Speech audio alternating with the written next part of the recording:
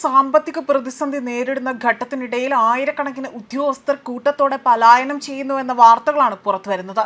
ഡോക്ടർമാരും എഞ്ചിനീയർമാർ, അക്കൗണ്ടന്റ്മാർ അടങ്ങുന്ന ഒരു കൂട്ടം ഉദ്യോഗസ്ഥരാണിപ്പോൾ പലായനം ചെയ്തിരിക്കുന്നത് എന്നതാണ് സൂചന. കഴിഞ്ഞ 2 കൊല്ലത്തിനിടയിൽ തന്നെ 5000 ഡോക്ടർമാരും 11,000-ലധികം എഞ്ചിനീയർമാരും 13,000 അക്കൗണ്ടന്റ്മാരും പാകിസ്ഥാൻ വിട്ടതായി തന്നെ അടുത്തിടെയുള്ള ഒരു സർക്കാർ റിപ്പോർട്ട് വെളിപ്പെടുത്തുന്നു.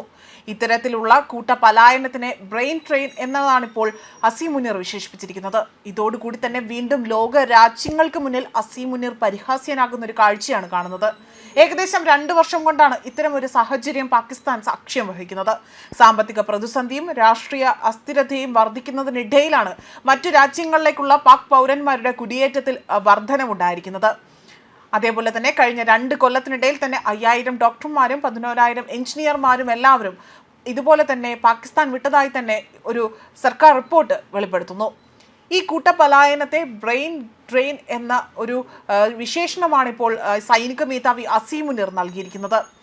മാത്രമല്ല, രാജ്യത്തെ രാഷ്ട്രീയ അന്തരീക്ഷം ശരിയാകുകയാണ്, അല്ലെങ്കിൽ ഇത്തരത്തിൽ ശരിയാക്കാനാണ് തങ്ങൾ ആവശ്യം ഉന്നയിക്കുന്നതെന്നാണ് മുൻ പാക് സെനറ്റർ അടക്കം അഭിപ്രായപ്പെടുന്നത്.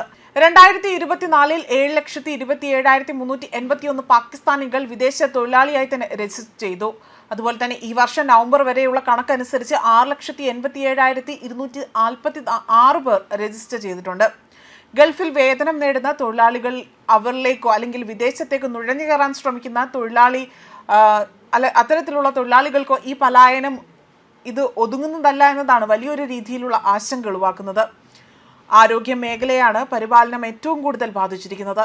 2011-ലും 2024-നും ഇടയിൽ തന്നെ പാകിസ്ഥാനിൽ നിന്നുള്ള അവിടെ നഴ്സുമാരുടെ കുടിയേറ്റത്തിൽ വലിയ രീതിയിലുള്ള വർധനവുണ്ടായിട്ടുണ്ട്. അതേപോലെ തന്നെ എക്സ്പ്രസ് ട്രൈബ്യൂണലിൻ്റെ റിപ്പോർട്ട് അനുസരിച്ചുകൊണ്ട് തന്നെയാണ് ഈ ഒരു പ്രവണത ഇല്ലാതാക്കാൻ അല്ലെങ്കിൽ ഇത്തരമൊരു റിപ്പോർട്ട് പുറത്തു വന്നിരിക്കുന്നത്. വൈറ്റ് കോളർ പ്രൊഫഷണലുകളുടെ പലായനം വർദ്ധിച്ചതോടുകൂടി തന്നെ ഷഹബാസ് ഷെരീഫ് സർക്കാർ ആകട്ടെ വിമാനത്താവളങ്ങളിൽ നിയന്ത്രണങ്ങൾ കർശനമാക്കിയിരിക്കുകയാണ്. 2025-ൽ പാക് വിമാനത്താവളങ്ങളിൽ നിന്നുകൊണ്ട് 66,154 യാത്രക്കാരാണ് മറ്റ് രാജ്യങ്ങളിലേക്ക് പോയിരിക്കുന്നത്. ഇക്കഴിഞ്ഞ വർഷത്തേക്കാൾ ഏതാണ്ട് ഇരട്ടി ശതമാനത്തിൽ വർധനവാണ് ഉണ്ടായിരിക്കുന്നതും. അതേസമയം അവിടെ വലിയ രീതിയിൽ ഭിക്ഷാടനത്തിനും നിയമവിരുദ്ധ കുടിയേറ്റത്തിനുമായി തന്നെ 10,000 കണക്കിന് പാകിസ്ഥാനികളെ ഗൾഫ് രാജ്യങ്ങളിൽ നിന്നും മറ്റു രാജ്യങ്ങളിൽ നിന്നും നാടുകടത്തുകയും ചെയ്തിട്ടുണ്ട്. അടുത്തിടെ തന്നെ അവിടെ വിദേശ കുടിയേറ്റത്തെ ബ്രെയിൻ ഡ്രെയിൻ എന്നതിന് പകരം തന്നെ ബ്രെയിൻ ഗെയിൻ എന്ന വിശേഷിപ്പിച്ചുകൊണ്ട് അസീം മുനീറിന്റെ പരാമർശം സമൂഹ മാധ്യമങ്ങളിൽ വലിയ രീതിയിലുള്ള പ്രതിഷേധങ്ങൾക്കും പരിഹാസങ്ങൾക്കും ഇടയാക്കിയിട്ടുണ്ട്.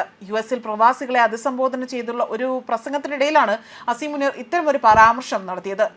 മാനസിക നില തകരാറിലുള്ള ഒരാളുടെ അഭിപ്രായത്തിൽ ഇതൊരു ബ്രെയിൻ ഗെയിൻ ആണ് എന്നത് ഒരു ഉപഭോക്താവ് ഇപ്പോൾ അസീം മുനീറിനെ പരിഹസിച്ചുകൊണ്ട് വാക്കുകൾ എഴുതിയിരിക്കുന്നതും. ന്യൂസ് ഡെസ്ക് കർമ്മ ന്യൂസ്.